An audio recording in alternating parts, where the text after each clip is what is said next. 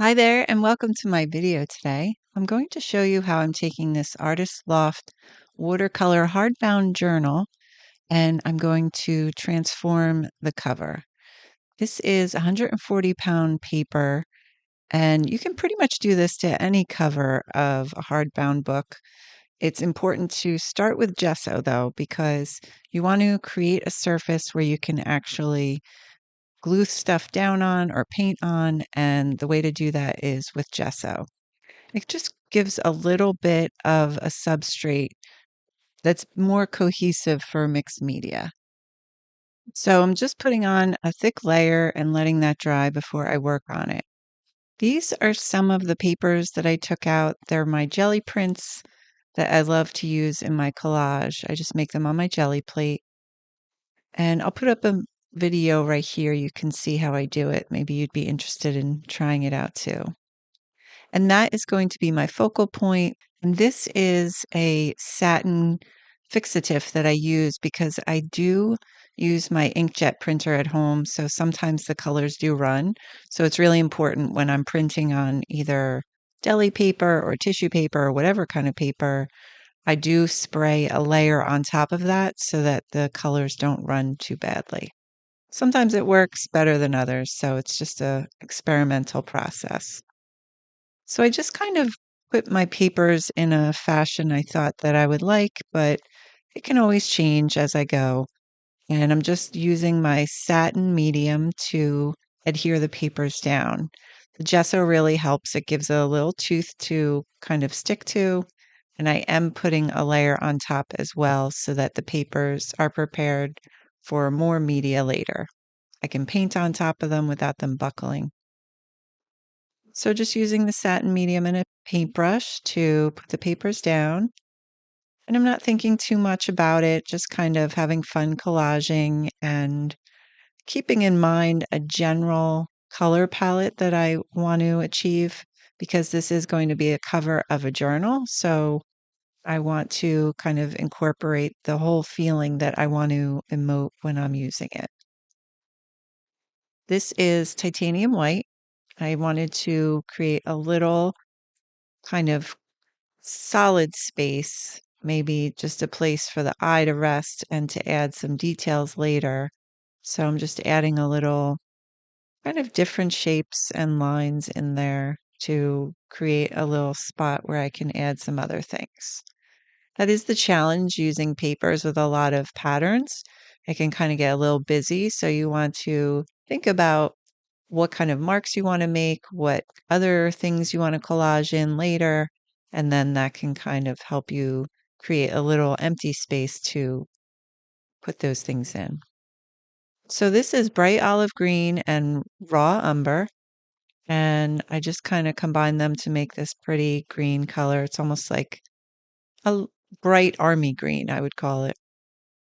And then I'm just using just a little bit of water to make the drips because I don't want it to get too messy or sloppy. So I am guiding the drips down with the paintbrush.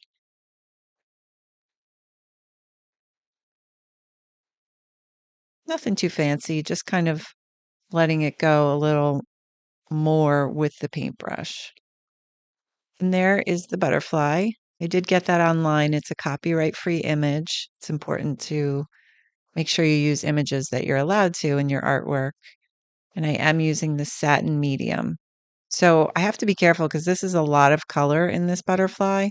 So I did just kind of put a bunch of medium down and then gingerly pushed it so that it adhered to the top. And then using a paper towel is helpful too, because then it doesn't get all over your hands and it kind of just absorbs into the paper towel, but it does adhere. So here is a piece of collage that I put on deli paper. I'm putting that down with the satin medium. This is just some gold that I'm using to kind of dab down a feather imprint.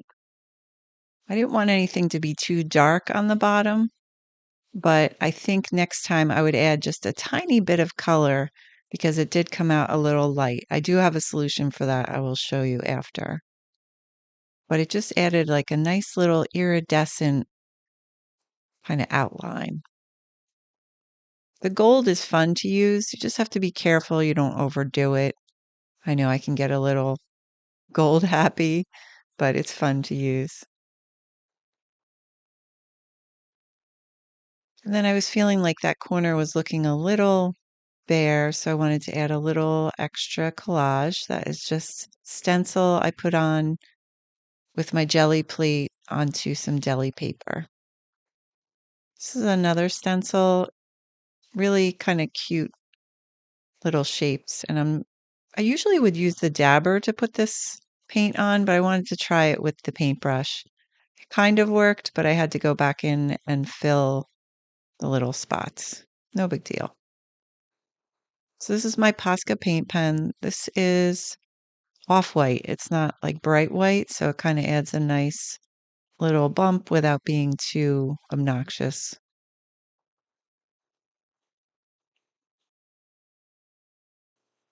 I always try to keep in mind that I want some places that are bright in the piece, and I also want some places that may take a little while to find, may take a little time to look at, which can be fun.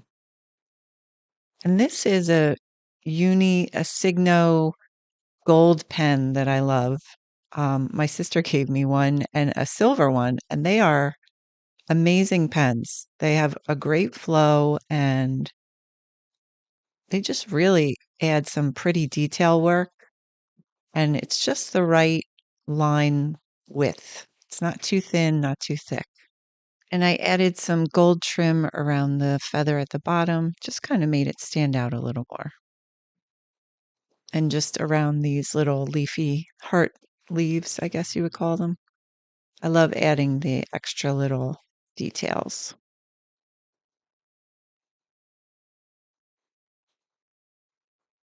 And that shimmer is fun. I think one of the things I always think about when I'm doing my art is how can I make it more personal? How can I really show my style without trying to replicate too much of what other people are doing? Because I would love for people to look at my work and say, oh, I know who made that. So I think that art is really personal, and I think that that's part of the fun of making it is to make it really your own and sharing and expressing yourself.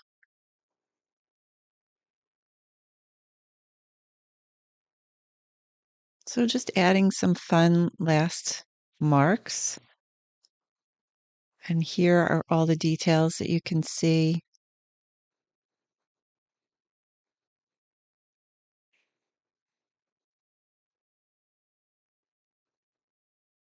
The gold pen really adds a little extra oomph, I would say. And you could see that shimmer in the feather. It really kind of just gives it a little extra and makes it pop. So thanks so much for following along today. This one was fun to make. And if you like other mixed media tutorials, I'm going to put a whole playlist for you right here. And I hope to see you again soon.